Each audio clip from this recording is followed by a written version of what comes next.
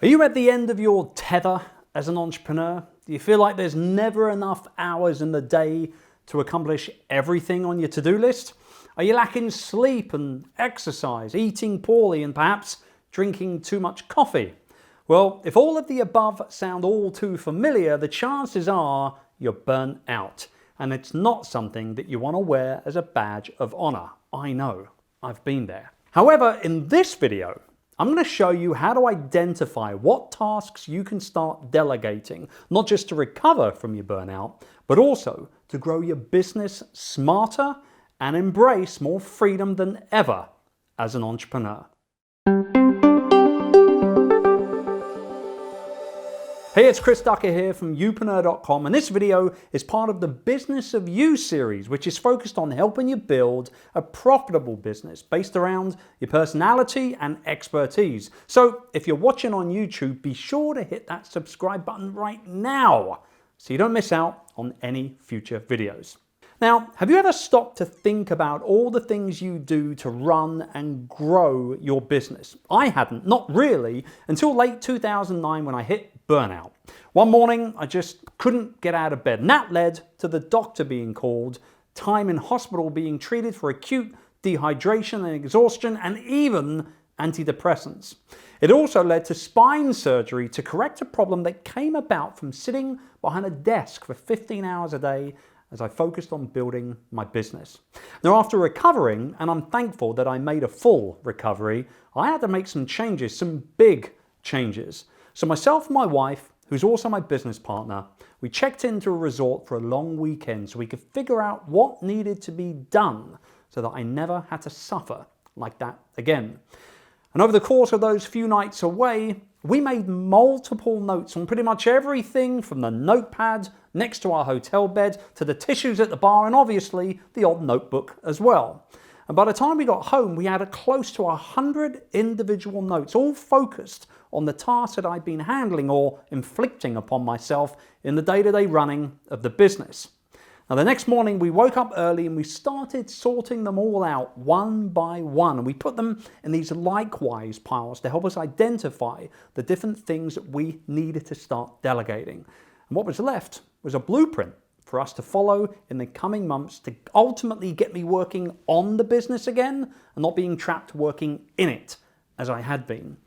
And by the end of 2010, just 11 months later, I'd all but removed myself completely from that business day to day, and we had hired 8 people to replace me. We ended up doubling our workforce by the end of the year and our revenue in the process. Now, this is where my now infamous 3 lists of freedom was born, which I wrote about in my first book, Virtual Freedom. And today, I'm going to share it with you right now so that you can go ahead, make those lists, and do likewise, gaining the clarity you need to not only recover from burnout, but more importantly, to make sure it never comes knocking at your door again. Now, first up, you're going to need a piece of paper and a pen. Then I want you to draw 2 lines down it, creating 3 separate columns. Now, the first column is a list of tasks that you simply don't like doing. These are the things that you procrastinate on all day long, but you have to end up doing them anyway because your business demands that you do them. Now, let's take a quick break and get real together here. Post right now in the comment section what the biggest pet hate task is that you've got. I bet there's going to be some similarities. Now, our second list is a list of all the tasks that you can't do or that you struggle doing. Now, as entrepreneurs, we like to think that we're amazing at everything, but really smart entrepreneurs know that that really, honestly, isn't the case. And then lastly, the third and final list is a list of all the things that you shouldn't be doing as the business owner that you are. These are low-level tasks like uploading blog posts or researching new suppliers to work with. These types of tasks, well, they take up valuable time that you could be spending on much more high-level activities, such as strategizing for growth or spending more time with your top clients or even attending business events to help widen your network and spearhead new partnerships. I think long and hard about this particular list, as it's the one that's actually going to bring you the most freedom in the long run. And by the time you're done with this exercise, you too will have the blueprint you need to start delegating tasks, freeing up more time, and ultimately keeping you from burning out again in the future.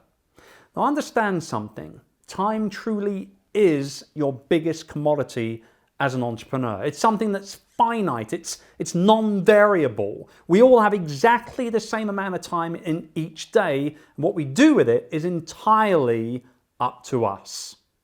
Now, if the idea of working with freelancers, virtual assistants, and other types of remote staff to help you run and support your business smarter than ever before excites you, well, I've got some good news. You'll be happy to know that I put together a guide of 101 tasks that you can delegate to help you run, support, and grow your business faster than ever.